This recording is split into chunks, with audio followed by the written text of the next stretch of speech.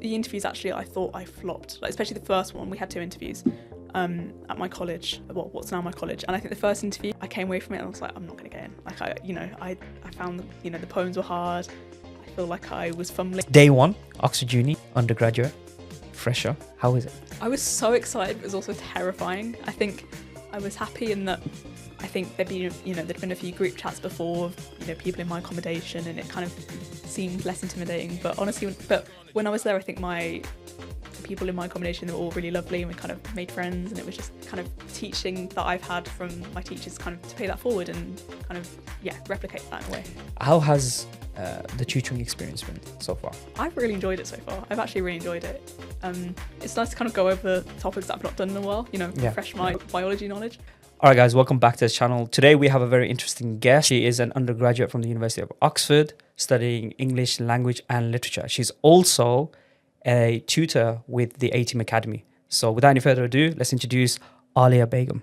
Hello, it's lovely to be here with you, Armin. Nice to have you on the podcast. So let's just start off. If you could just give us a brief intro to yourself, just introduce yourself to the audience. So as you mentioned, I'm an undergrad at Oxford. I study English, I'm a tutor, and I also enjoy poetry in my spare time. I do a lot of writing and performing, and I'm 21 years old, and that's basically it, really. Okay, so let's kind of like start off, before we get into all the sort of like juicy elements of how you got into Oxford Uni, etc. and whatnot. Let's start off like how you were as a student when you were growing up. Were you always quite aspirational? Were you driven as a young person? How did it all start off? I feel like if I say driven, it sounds like I was kind of motivated by success, which sounds odd. But I think I was always a hard worker, but that was because it stemmed from the fact that I always loved to learn. It wasn't that I wanted to get into the top uni. Like, I didn't really know about uni, like lower down school and when I was younger. It was more just, I love learning. I like getting good grades. And so that's kind of what motivated me, really. But I've always been quite a hard worker and, paying attention in lesson, doing my homework, things like that. Okay, so when you were in, let's say, in secondary school and you were studying, I assume that you were always in the top set, in the top class. We didn't actually have sets in my secondary school, which I quite liked, because it meant that there wasn't any sort of weird hierarchy or anything. Okay. But I'd always like to finish the questions quickly and get the extension questions. It sounds quite lame, but I liked, especially with maths and English, I just enjoyed learning as much as I could. So you had like a quench for knowledge. 100%, yeah. Okay. So when you were in, like, going back to secondary school, what subjects did you study? So at A level, I did maths, further maths, English lit, and French. And then before that, I did all your standard GCSEs. I did maths, English lit, English lang, triple science, geography, history. What else did I do? Latin, French, Mandarin, further maths. So even in my GCSE subjects, I wanted to try new things with Mandarin and further maths and just kind of learn as much as I could. And I'm very lucky that I had the opportunity to do that. Okay, that's quite interesting. You did French as well as Mandarin? Yes. How was that? I loved it. I mean, I'd been doing French since year 7, and then I picked up Mandarin in year 9, year 10ish.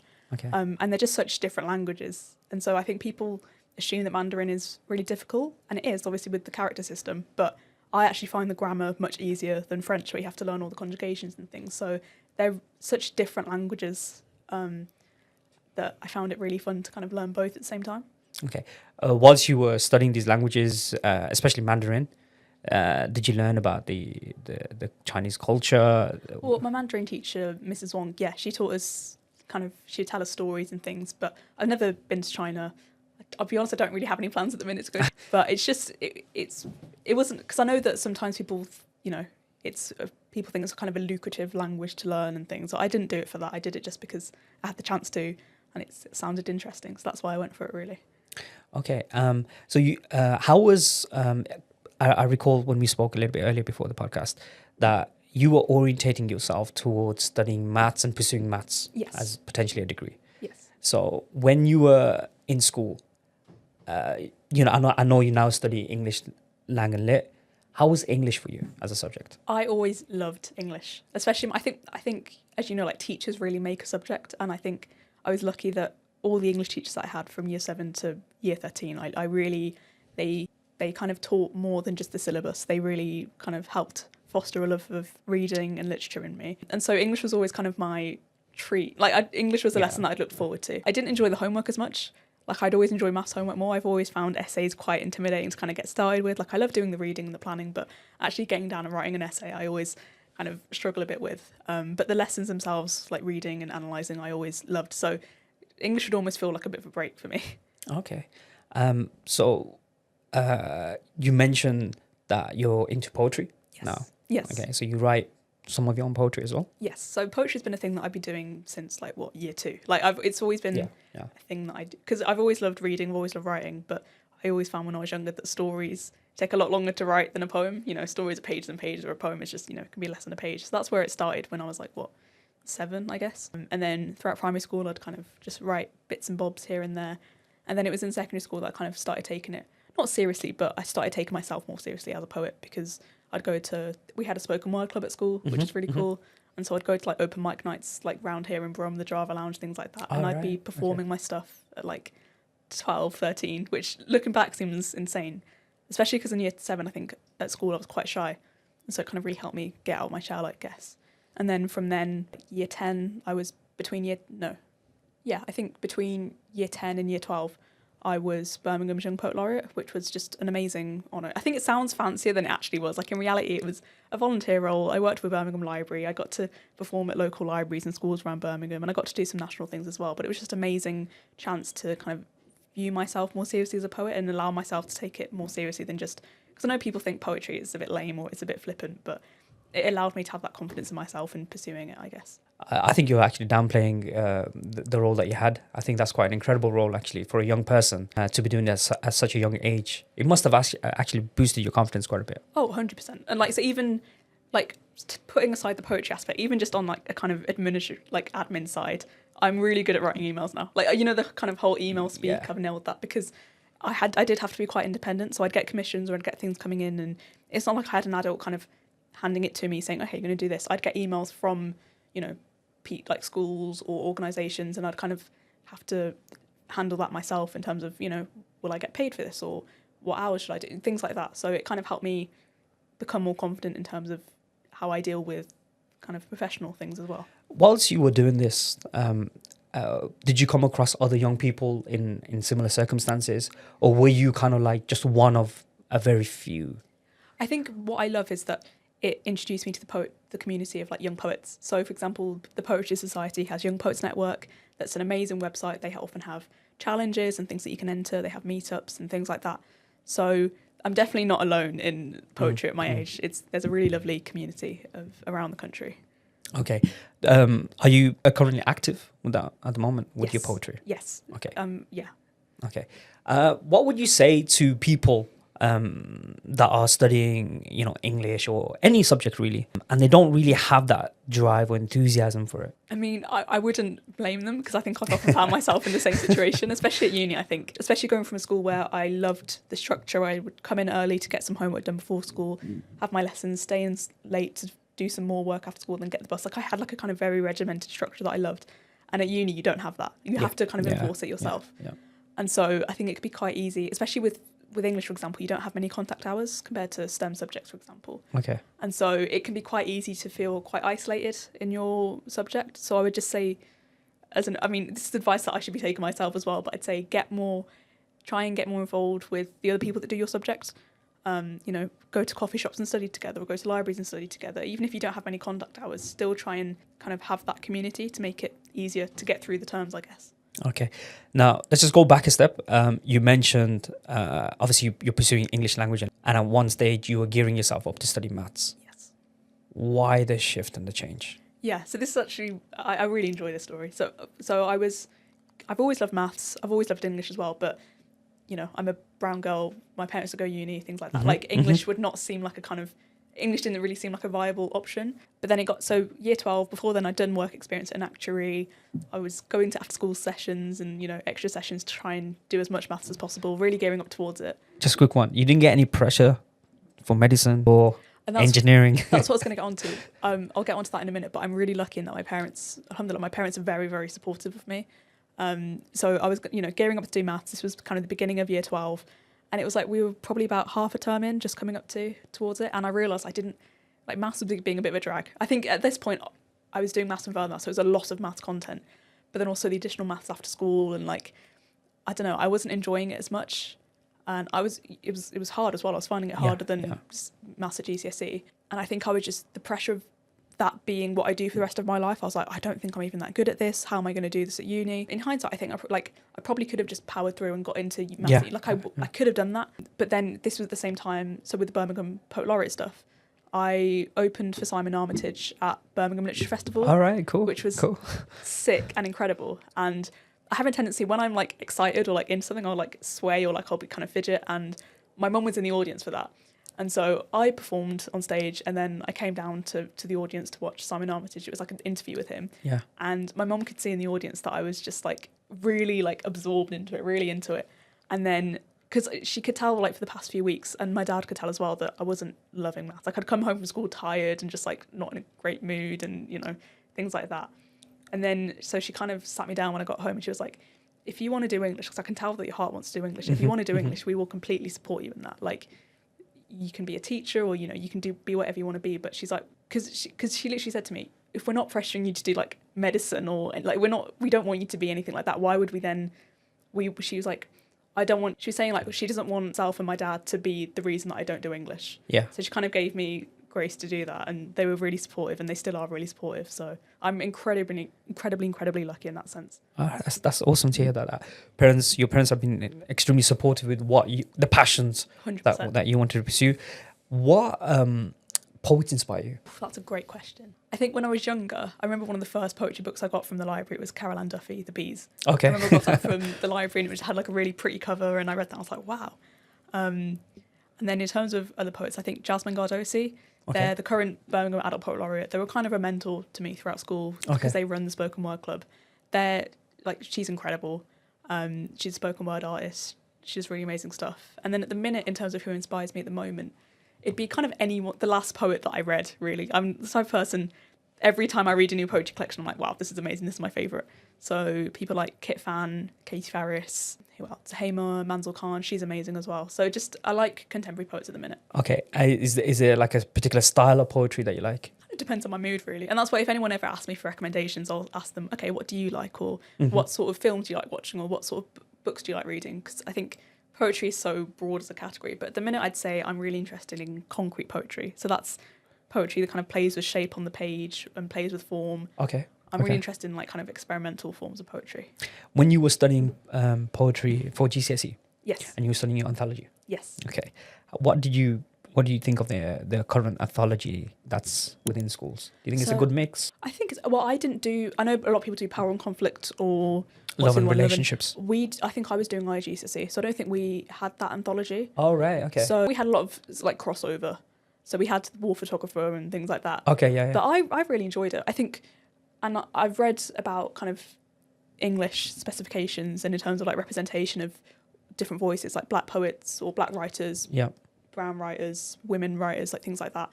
And I know that poetry is a place where it's probably easiest to get that sort of representation in a curriculum because it doesn't take up much, you know, you can say that in an anthology you've got brown poets or black poets because you can have one or two poems, whereas, you know, to teach a novel by a black writer would take a lot longer. So I think that's one of the reasons why I love poetry, because as a community it's so inclusive, so welcoming, especially at kind of community level. But I do think that sometimes exam boards will use that as a reason to kind of not include maybe novels or other forms of writing by marginalised writers. Because they've included it through poetry. And I think one poem does not take up as much space in a curriculum as a whole novel, for example. Okay, that's a valid point. Now, obviously, now that you're sort of like a little bit more mature, a little bit older, are there other poets that you've come across, like, you know, I'm talking in terms of style and, or, you know, in terms of like world perspective from other cultures, from even historically? I think so. I entered a competition recently that was like talking about Malaysian poets, and the form of the pantun, which in European has been kind of transformed into the pantoum. And so I think that's definitely an area that I want to explore more, because I think translated poem and poetry and translation is so fascinating, because you've got the original poem and then you've got the translation, and it's like there's kind of lenses of interpretation between each layer. But also Chinese poetry, that's one of the reasons why I'm happy with Mandarin, because Chinese poetry is so beautiful and so different, because the characters kind of do a lot more work than words will. Okay. The actual poems Okay. themselves are a lot more concise, and so when it comes to translating, there's a lot more room for kind of elucidating meaning and things like that. So Just picking on that point that you mentioned. Okay, so just picking up on that point that you just mentioned with regards to language, what would you say? Would you like to young people? Like, there's a lot of people that obviously, from my experience that I've come across, that just want to drop a language, whether it's French, Spanish, German, Italian, whatever they're doing in school. yeah. They just feel as though, like, you know what, it has no relevance. They're not going to use it. What would you advise to students? I mean, I'd firstly say that I understand why they think that. I think schools, well, not schools, but the government or curriculums don't place enough emphasis on languages as being important. Even things at like university level, getting rid of Erasmus, and with Brexit and things like that. Like, Yeah. there's not much incentive to. And obviously people, like, I think it's also kind of richer kids are able to maybe, go to France or go to Germany and travel and have a reason. Have a ski trip. Yeah. Exactly. Whereas maybe more normal students like myself wouldn't have really had that. And so I think you kind of have to instill a love of language learning for the sake of language learning, not necessarily, because obviously the beauty of language learning is you get an insight into culture and, a country and things like that. But also the reason I love languages is kind of similar to the reason why I like maths. And in hindsight, I think linguistics would have been an interesting route to go down in terms of university as well. Language learning itself is like a puzzle with grammar and vocab, and there's a real logic to it and a real beauty to it and an art as well. So I think in terms of encouraging students to take up more languages, I'd say kind of immersion is a good way of encouraging it, because, you can listen to French, for example, with French, you can listen to French music, French artists, or watch French films, or watch shows with French subtitles. Like, it's so much more than just kind of rote learning grammar rules from a book. Like, there's life in languages, I think. Okay, so there's more. It's not just a matter of just learning the language for the sake of for the sake of communication. That there's a lot more breadth to it in terms of. And of course, communication is massively important, and it's important to stay connected across the world. But yeah, I think there's a beauty to it as well. I recall you saying that if you were, some of the things that you wanted to do on your bucket list, was to live in a large city.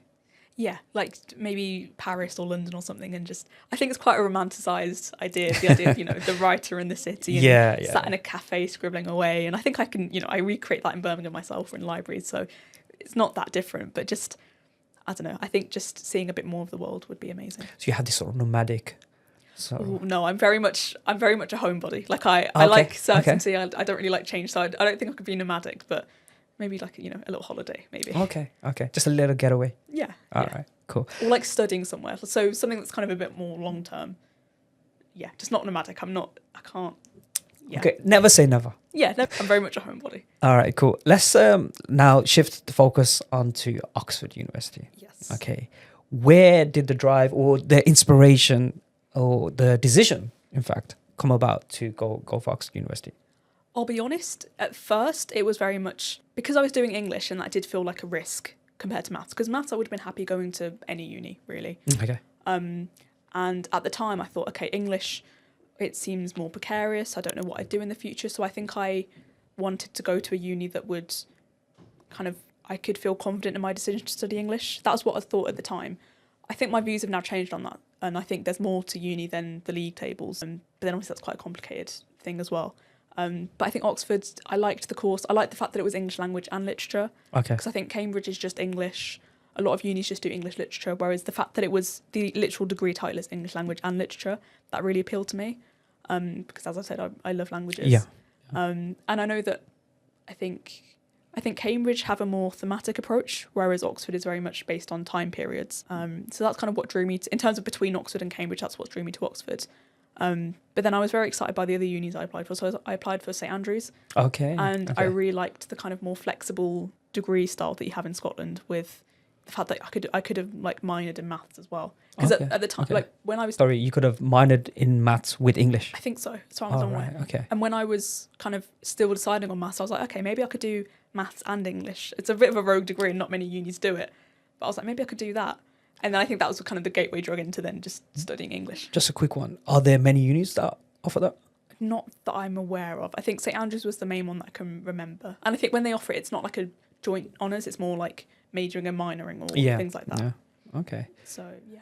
All right. So we're in year 13 now. You're about to apply. How well in advance do you need to prepare to apply for a place like Oxford?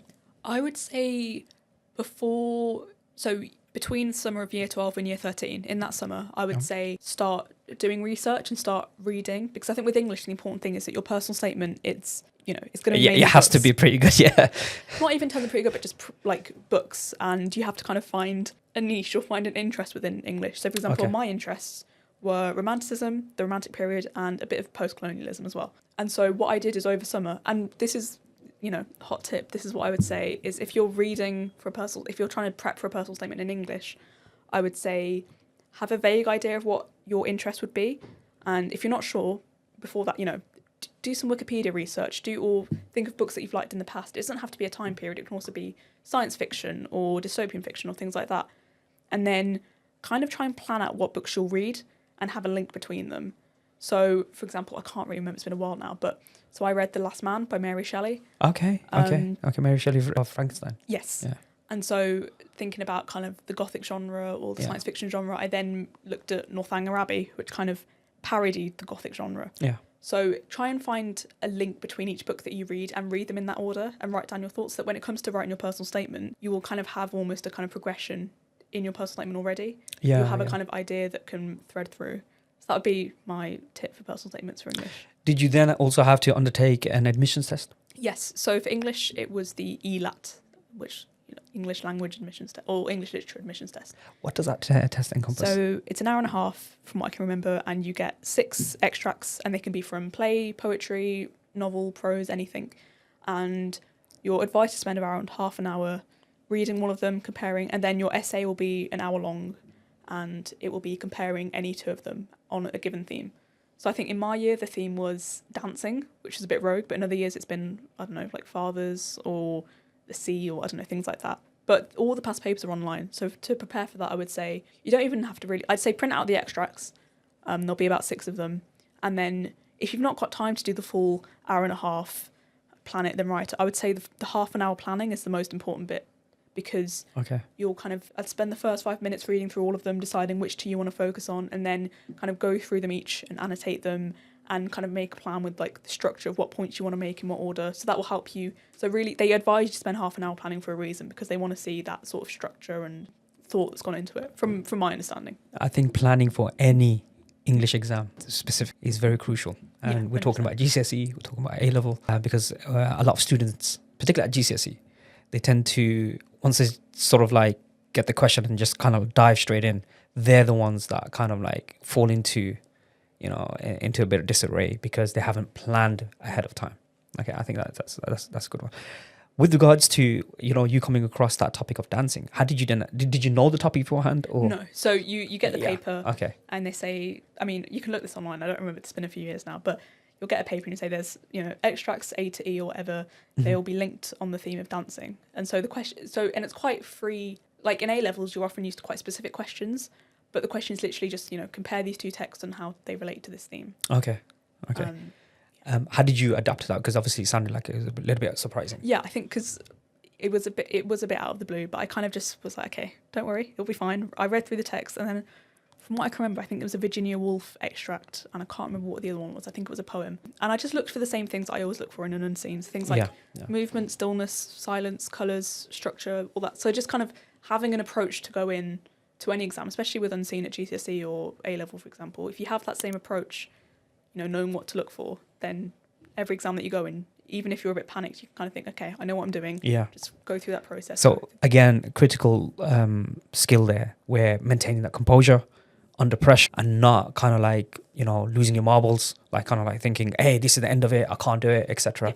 Just kind of like just taking a breath in. Yeah. And just planning and just kind of saying, okay, what do I know? What can I do? And everyone's in the same boat, especially with the ELAT. I think the point of the ELAT is to kind of be a bit of an equalizer, because it's just trying to look at your analytical skills. It's not about what books have you read or things like that. So yeah, everyone's in the same boat. Just be calm. Yeah. Okay. So once you got through the admissions test, how did you feel? Like you felt like, yeah, I've got this. I'm not sure. I'm not very good at gauging how things go afterwards. Okay. I think I generally try and have faith for the best and assume that things have gone okay, but I'm not one to be like, yeah, I aced that. Or in fact, if I feel like it went badly, I normally feel a bit better, because I think my expectations are low. Yeah. Okay. So once you got through your admissions test, what was the process thereafter? Then I think it was finding out about interviews, and then interviews happened in, I think, December. So the ELAT was, I think, either early November at some point, or some point in November. Yeah, yeah. And interviews were December. And I think they were all online, obviously, because of COVID. Oh, right, yeah. And yeah. I think they've changed that now permanently, that all interviews will be online, which people have mixed opinions on, but I don't really have much thought on it. So I was quite nervous about, is my Wi-Fi going to go out? I used my sister's room because my room was too messy. I was like, let me have a good background. Let me make sure that I look neat and presentable. And yeah, it was quite stressful. And the interviews, actually, I thought I flopped. Like, especially the first one. We had 2 interviews at my college. Well, what's now my college. And I think the first interview, I came away from it and I was like, I'm not going to get in. Like, I found, the poems were hard. I feel like I was fumbling. I feel like they also went really quickly. It was only like 20 minutes or something, which is not a lot of time. You've done all that prep, you've done all that reading, and then most of it was an unseen, and then the last 5 minutes were just general questions about my personal statement. So it kind of went by really quickly. But then the second interview in the afternoon, I think, I felt more confident with. So I kind of just had to wait until January. How many interviews did you have? Just 2. Okay, and how long were the interviews? About 20 minutes each. Okay, and how many people were on the panel? So I think roughly, I think the first one there were maybe 2 or 3. There was roughly about 2 or 3 in each. And what sort of questions did they ask you? It's been so long. Mainly, most of it was taken up by the unseen. And a lot of it was, so 15 minutes before the interview, I got emailed a text to talk about. And so same with the ELAT. The ELAT kind of felt like prep for that because I just approached it with the same order of looking at, okay, what's this poem about? Who's speaking? What images have we got here? Structure, things like that. And so I kind of just made notes on the, notes on what I thought about the poem. And one thing that I will say is if you're doing English interview, during that prep time, think of what you're going to say first, because the first thing they're going to ask you is, okay, what do you think about this poem? Okay. And I would always don't start with like a really specific bit of imagery that you like in line 17. Like I'd say start with generally about what you think the poem is actually about, which sounds easy, but it's a nice way to kind of then get into that. So basically an overview of your opinion on the poem or on the piece. Yeah. Okay. Is it just geared towards poetry? No. So I had one that was poetry, one that was prose. So the first interview was a poem, second one was a bit of prose, but that might vary college to college and things like that. Let's speak about college as you sort of like touched on that. How does the college program sort of work at Oxford? So there's about 39 colleges, I think. Okay. And so I think some of them are graduate colleges, but most of them are like undergrad and graduate mix. And so when you apply, you can either choose for an open application, which means you'll get pulled to any college, or you can apply to a specific one. I wanted to apply to a specific one because colleges will vary quite a lot in terms of, they tell you college doesn't matter, but I would say it does. It's true to a certain extent and not. Like I'd say it depends on who you are as a person. Like if you're kind of, well off, connections, things like that, you might have less of that imposter syndrome in settling and getting comfortable in your colleges. Whereas if you're from a state school and, you come from a different background to that, you want to be aware that the college that you're going to will cater towards that and not kind of alienate you. And that's what I think Worcester's really good at. Okay. So that's the college that Yes, I'm at Worcester. Because also they were, I don't know if you remember during COVID when the government just like made up A-levels with the algorithm and it went quite badly. Oh yeah, I know. So Worcester was the first college to say, look, we're going to let everyone in because we know that you guys have been done dirty basically, so we're going to let everyone and I think at the time they had quite a drive to kind of be more inclusive, especially towards state school students and people of all backgrounds. So I liked that about it. And also it's got a lake and it's really free. So that was also quite a big pull for me. Okay. So when you just mentioned the college, did you look these colleges up prior to application? Yeah, so I would like scroll through the student room. They had like a page of like stereotypes about the colleges because each college will have a stereotype obviously they won't be completely true all the time. Like not every single person that you meet from Christchurch, for example, will be posh. Absolutely. But there are generalizations for a reason, I think. And so it's just something to be aware of. So I kind of trawl through the student room, look at the stereotypes of each college. There's also, especially for Oxford, there's a really good quiz that you can take. I think the student union made it or something, but it's like you kind of tick what you would prioritise in the college. So, if it's close to the centre, if the rent is cheap, if we've got a gym, if, things, all sorts of different variables. And every time I did that quiz, Worcester would come out on top for me. So for me, that was a bit of a sign that maybe I should apply for Worcester. Okay. So kind of let's fast forward a little bit. Results day, A-level. Okay. You open your results. Beforehand, do you know whether you got into Oxford or not? Or are you opening your results first? How are you doing it? I genuinely can't remember. I don't remember. I think I might have got my results before. No. I don't remember. I truly don't remember. Okay. What was the what can you recall the moment when you found out that you got into Oxford? And what was it like? What was the feeling like? Because we're talking about, kind of like a lifelong dream for a lot of people. Yeah. So I remember it was, again, because it was COVID, it wasn't like normally when you kind of go into the hall, everyone opens it. My form tutor gave it me in the classroom, and I opened it, and he was just like, well done. Social distance part as well. Yeah. I don't know if it was social distance. I can't remember.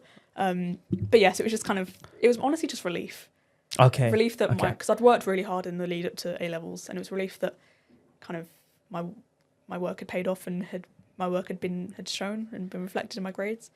Were you amongst those that would have preferred to have done exams in that particular year, or would you have just been like, nah, I don't mind, just give me the predicted my grades? school basically made us do the equivalent of A levels. Like I forget that A levels weren't a thing in my year because we had like a 9-week exam period. Like it was really intense because my school was like, we want you to go to uni and feel confident that you deserve to be there, and we don't want imposter syndrome, things like that. We want you to have the experience. So, I mean, in hindsight, maybe it's good. Probably was a good thing, but I feel like I did do A levels because of how intense and things like that, and how much you had to undergo as well. Yeah, like I forget that I didn't technically do A levels and they were just like teacher exams, but they did feel like the real thing. Just speaking about your A levels, you were a bit crazy enough to kind of like start off with, was it 5 A levels? 5 with an EPQ. With an EPQ as well? Yeah. Wow. Well, I didn't really get that stuck into the EPQ. It was always there, and I kind of do my research every week, but I didn't get too stuck into it. Which 5 subjects was it? So I did maths, further maths, English, lit, French, and then I started off with physics because back then that's when I wanted to do maths. And okay. Yeah. And you dropped? And then I ended up dropping physics, but first I dropped French, then I undropped French, then I dropped physics. When I pivoted from maths to English. Wasn't that a bit of a conflicting sort of a time, a bit daunting in the sense that you're quite unsure, unsteady, and that can disrupt your rhythm as well? I mean, I'm not sure about disrupting my rhythm, but it was quite nerve-wracking. I was like, am I making the wrong decision? Like, this feels quite permanent. But because I wasn't, like, obviously I enjoy physics. I like maths. I enjoyed it, but I didn't love A-level physics like I loved English or I loved French. So it kind of felt like a weight off my shoulders when I carried on with the 4 that I finished with. Okay, and even those 4, because obviously you can do a minimum of 3 A-levels. How was it pursuing 4 A-levels? I think it wasn't too bad because maths and further maths, I know it's 2 A-levels, but we were taught in the same class. It didn't feel like 2 separate A-levels. And because I didn't add maths at GCSE, a lot of single maths content was covered by that. Okay. So it didn't feel too bad. And I actually preferred further maths, like exams and revision, to single maths. I found single maths a bit harder sometimes because the questions, there's more range in what they can ask you or how you approach it. Whereas further maths, it's more just kind of learn how to answer it. But I loved English. I did find, again, I've mentioned with essays, I don't love, like I find I get quite intimidated before writing an essay. So I did a lot of those quite last minute. And French I loved because and with all my classes I was lucky that I had lovely classmates and lovely teachers. So I did overall really enjoy A-levels. What would you say about your A-level sort of like experience overall? I think especially because it was kind of marred by COVID. So I can't really disentangle my sixth form experience from kind of all the ups and downs of kind of COVID and isolation, all that sort of things. But in terms of my actual A-levels themselves, I really enjoyed them. Obviously it was incredibly stressful, especially when it came to year 13 revision, but I'm really happy with the mix I had. And because I have a friend that we were the only 2 people that kind of did that same kind of random mix of A-levels. Combination, yeah. And I really liked it because it felt like there was a lot of balance. So if I was bored of English revision or, reading or kind of writing quotes and things like that, I could then pivot to maths. And then if I was getting tired of that, I could pivot to French. Like they're 3 quite different ways of learning that I really liked. If I ever got bored, I could just switch it up. During A-levels, did you have any sort of like extracurricular activities that you did as well? I guess the poetry. So during year 12, I think the first half was the kind of tail end of the poet laureate stint.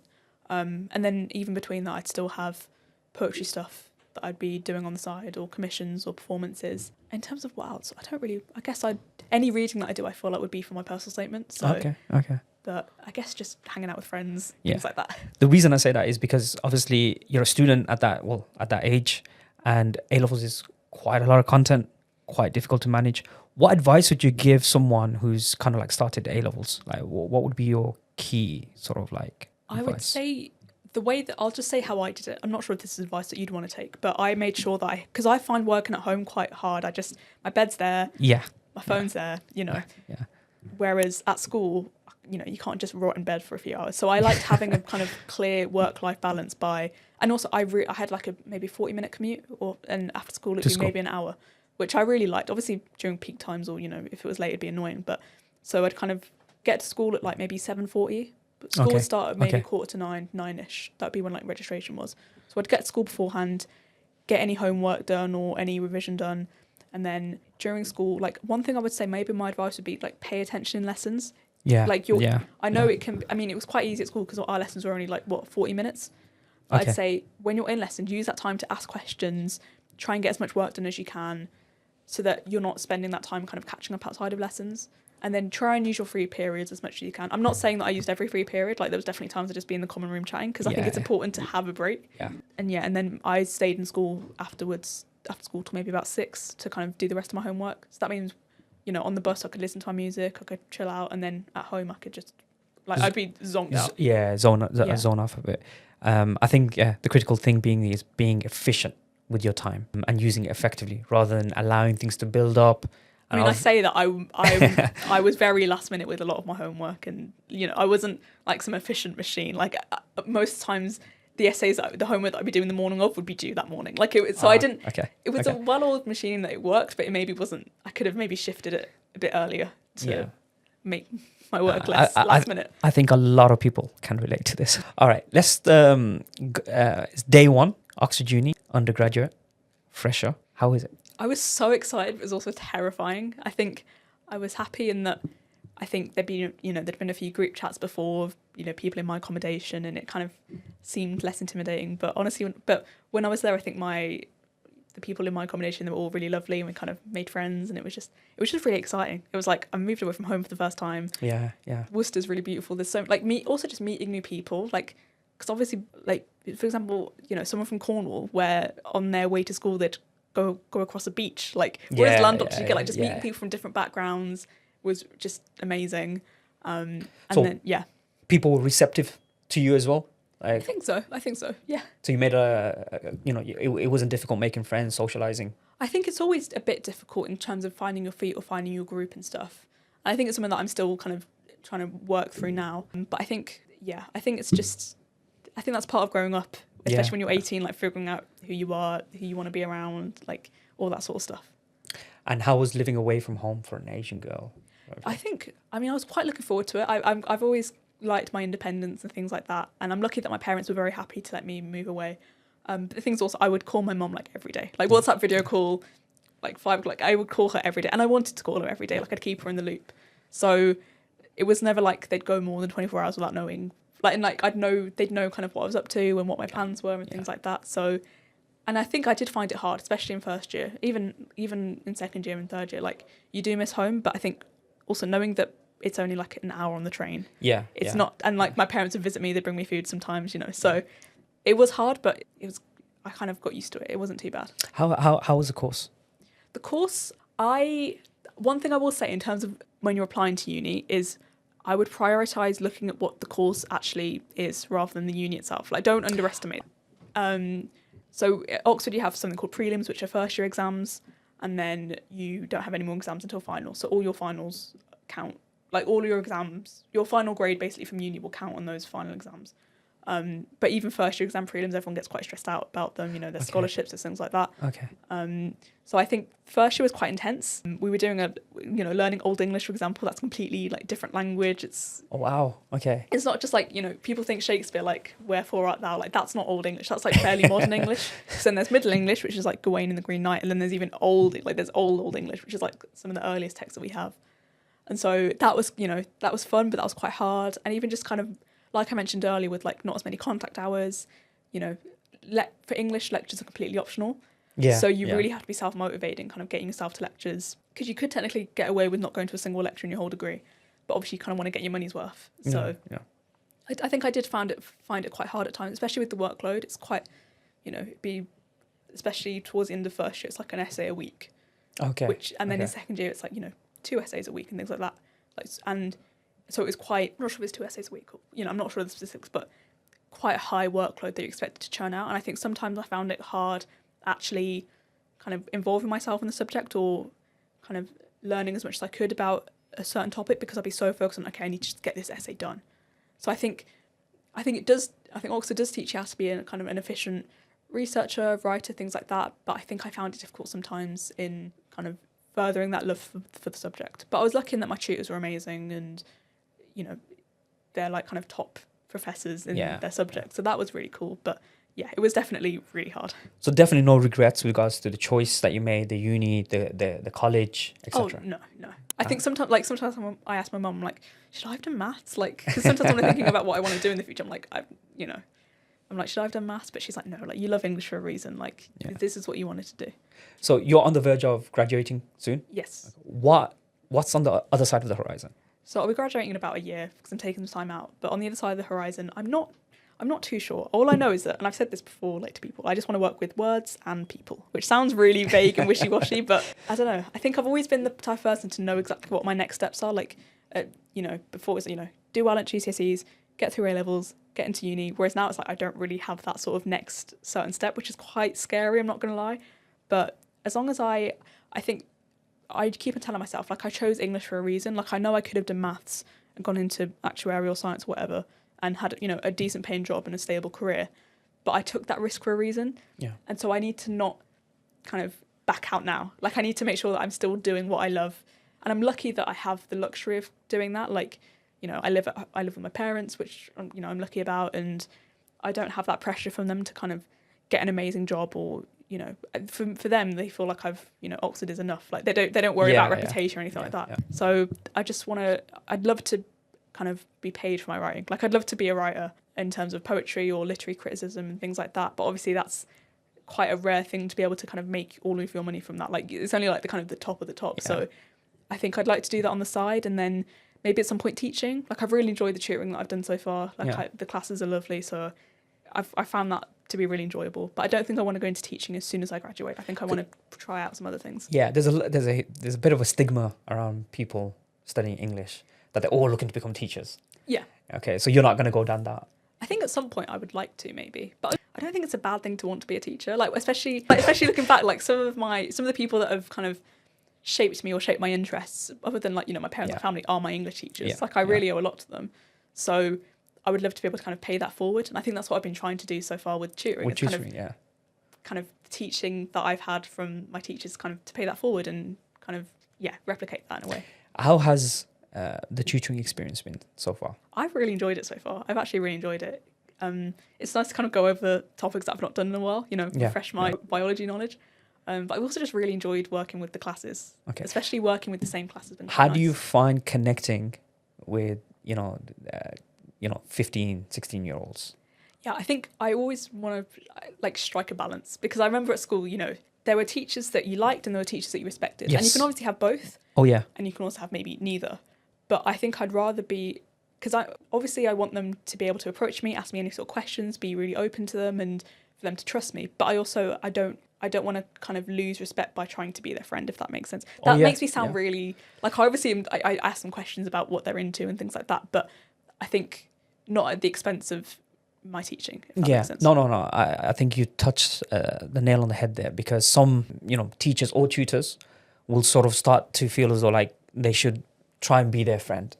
And that always works against them, because they kind of lose that respect of some level of authority that they should still have over the... In terms of, I would still want to either, not role model, but I still want them to be able to feel able to ask me questions, especially so I've got some students that, there's one student, she reads a book all the time, and she kind of reminds me of myself when I was her age. And so in the last lesson, while she was doing maths, I kind of just looked up some poets that I think she'd like, and I just told her, by the way, these are some poets that if you're interested, because I don't think she's explored much poetry beyond GCSE, so I was like, if you want to check these poets out, I think you'd really like them, and or asking students what they're reading, or things like that. So yeah, it's a balance.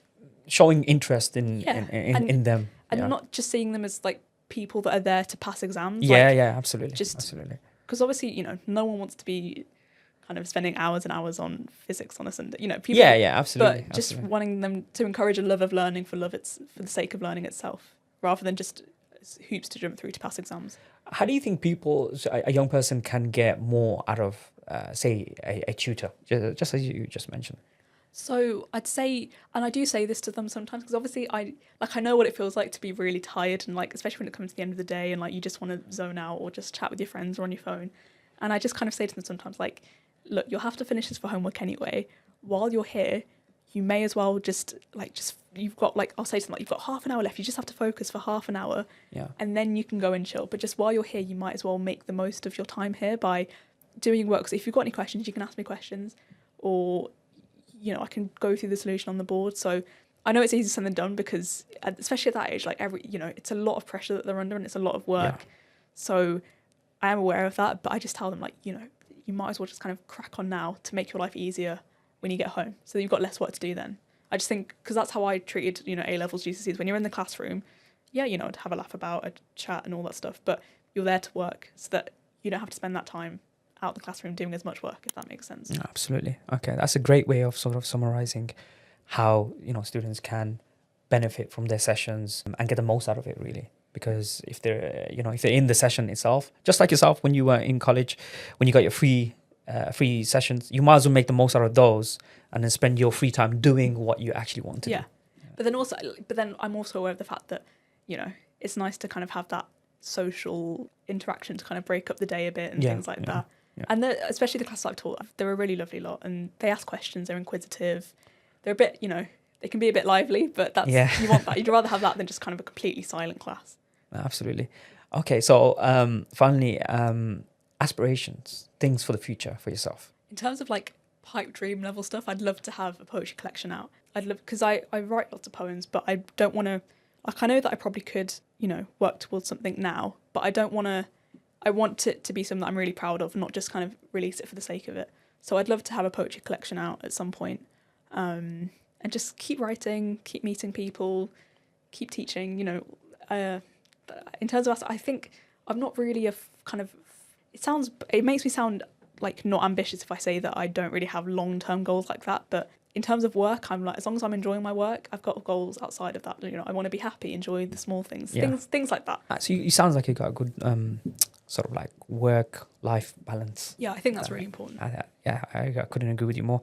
You mentioned actuarial science. Yes. Okay, as an Oxford graduate, you could potentially get back into that. I think you do need to have a sort of numerical degree for that, though. Okay. So I could kind of retrain and get a qualification, like a numerical qualification, but at that point, I think I would have rather just done maths in the first place. Like I could go down that route, but I don't. I did enjoy my work experience, but I don't want my whole life to be monitoring pensions. All right, awesome. All right, cool. Just one more point. Social life at Oxford Uni, what's that like? I think it's a lot. I think also the fact that it's colleges, sometimes you can feel like you're not really meeting enough people outside your college. Okay. I think it's a bit more fragmented, so that's when you kind of want to go to more societies and things like that. Yeah, I think. And also you want to find your people, and you want to try to make sure that you find people that let you be you and not feel like you have to kind of pretend to be someone else. Yeah, absolutely. So, yeah. Is there any particular clubs, societies that you're part of? So I was co-president of the Poetry Society at Oxford in second year, and I kind of restarted because it kind of fell dormant over the pandemic. So I restarted that with three other people, which was a challenge because we kind of started from scratch. We didn't have access to the social media for a while, to the bank account or anything. So that was a kind of real challenge, but that was quite fulfilling, and it's now kind of flourishing again. I was also vice president and treasurer of the JCR, Worcester JCR, which is basically the kind of undergraduate student body. So that would be things like all things like welfare, sports, all that sort of stuff would the undergraduates kind of basically run themselves. And so I was vice president and treasurer of that. So I'd be kind of paying things and accounts and, helping with meetings and things like that. So in my second year, I was quite busy extracurricular wise, but right. I really enjoyed it. Sounds good. Okay. Alia, it's been a great pleasure having you on the podcast. Thank you for letting me be here. Thank you for your insight. And again, we're privileged to have you at the ATEAM Academy to pass on your wealth of knowledge to the next generation. And so again, thank you guys for joining this episode. If there's any questions that you have, feel free to drop it down in the comment section below. And again, get subscribed to the channel.